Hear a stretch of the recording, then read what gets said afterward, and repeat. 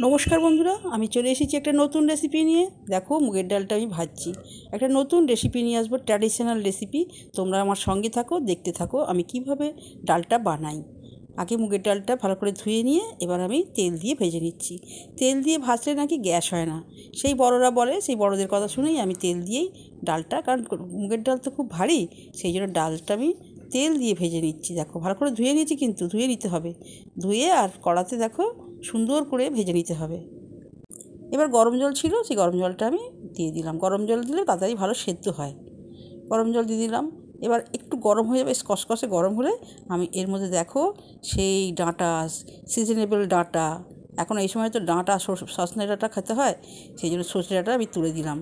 সজনে ডাঁটা ড্রামস্টিক যেটাকে সবাই বলে, এই যে। আর দু কুচুর মতো আলুও আছে, দেখেছো? আলুও দিয়েছি।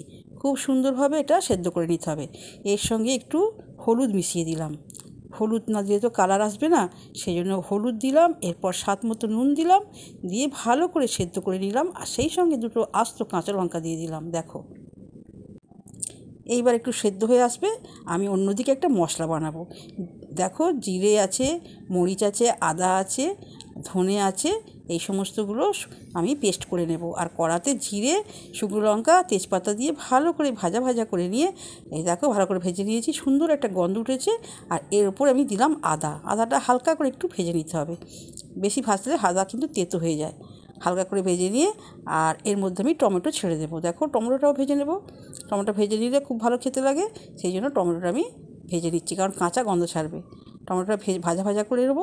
একটু নুন দেবো যাতে হালকা নরম হয়ে যায়, তাড়াতাড়ি নরম হবে, সেই জন্য একটু নুন দিলাম। দিয়ে ভালো করে ভাজা ভাজা করে নিয়ে এইবার আমি সিদ্ধ করে রাখা ডাঁটা আর ডাল আমি ঢেলে দেবো। দেখো, এইবার ডালটা আমি কিন্তু ঢেলে দিচ্ছি।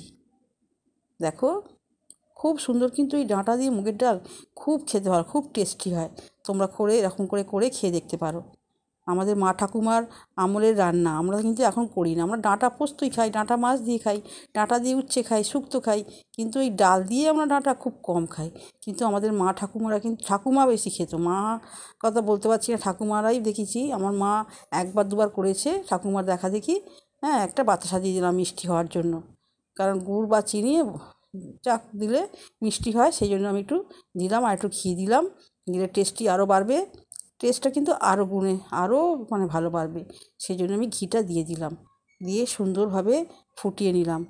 আর সবশেষে কী দেবো জানো? ভালো করে এটা ফুটিয়ে নিতে হবে।